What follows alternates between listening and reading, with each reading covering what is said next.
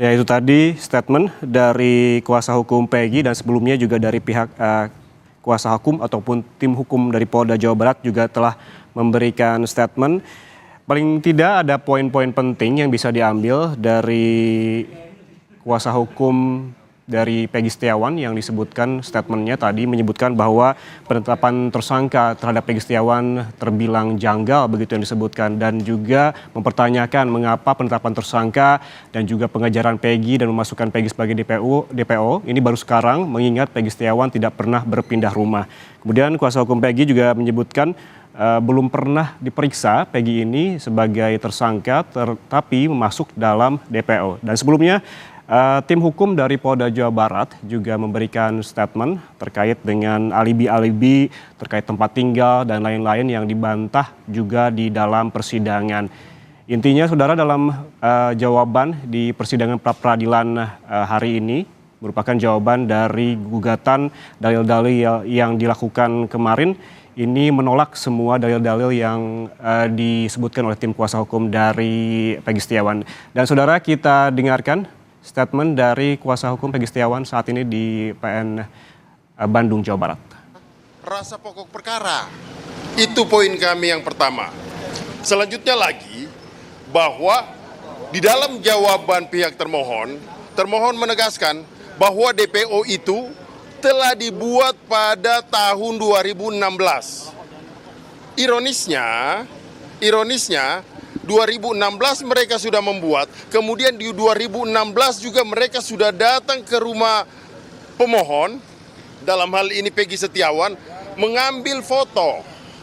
Tapi yang kita tangkap bahwa di dalam daftar pencarian orang sama sekali tidak pernah dicantumkan foto. Kemudian jawaban lagi pihak termohon menegaskan di situ bahwa telah dicocokkan fotonya. Dicocokkan fotonya oleh ahli Inavis itu pada saat tahun 2024. Pertanyaan kami sederhana sekali. Kenapa di 2016 tidak dilaksanakan itu? Kemudian bukti yang kami selama ini duga ternyata sesuai dengan prediksi kami. Artinya apa? Alat bukti yang diajukan oleh termohon, yang pertama adalah saksi, yang kedua adalah ahli, yang ketiga adalah bukti surat. Kalau saksi itu ada 64 yang ternyata diperiksa di BAP, tapi ternyata yang menguntungkan si pihak termohon hanya 13 orang. Itu nanti kami akan sikapin. Kemudian lagi selanjutnya yang menyangkut keterangan ahli. Kalau menurut hemat saya bahwa ahli yang diajukan oleh termohon, makanya saya katakan harusnya dihadirkan di persidangan.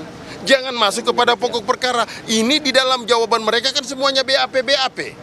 Kalau semuanya BAP, ini kita masuk pokok perkara, maka saya katakan pra-peradilan rasa pokok perkara. Kemudian bukti surat lagi. Bukti surat ironis sekali tidak ada yang berkaitan sama Peggy Setiawan. Contoh bukti surat visum atas kematian Vina Eki. Ya kan? Kemudian bukti surat yang lainnya juga nggak ada yang betul-betul berkaitan sama hubungannya dengan Peggy Setiawan. Bagaimana ini?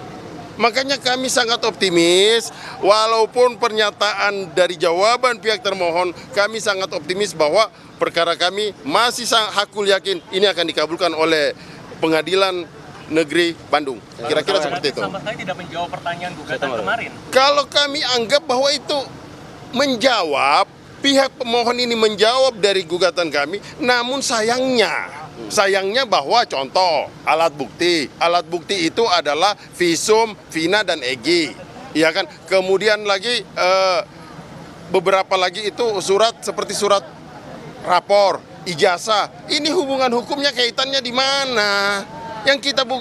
Yang kita butuhkan adalah bahwa Peggy Setiawan adalah peron, itu yang harusnya mereka konstruksikan. Ini kan tidak ada.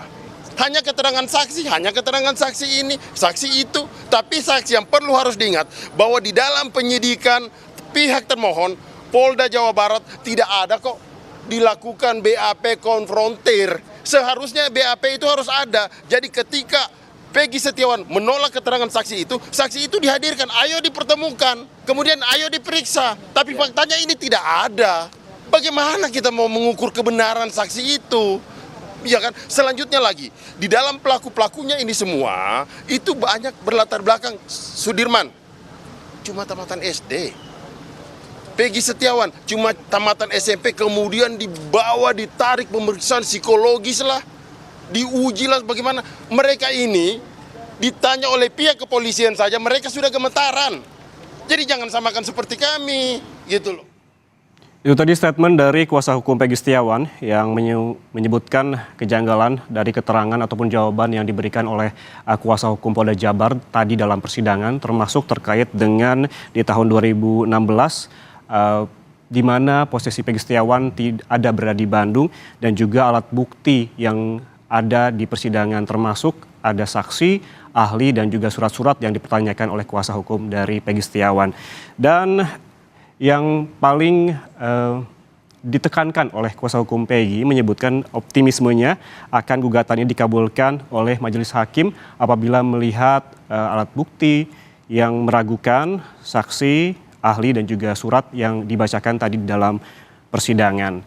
Saudara, sidang pra-peradilan Peggy Setiawan pada siang ini akan dilanjutkan pada replik pada pukul 14 waktu Indonesia Barat dan juga duplik pada pukul 16 waktu Indonesia Barat. Dan saudara jangan kemana-mana, Breaking News Kompas TV akan kembali usai jeda.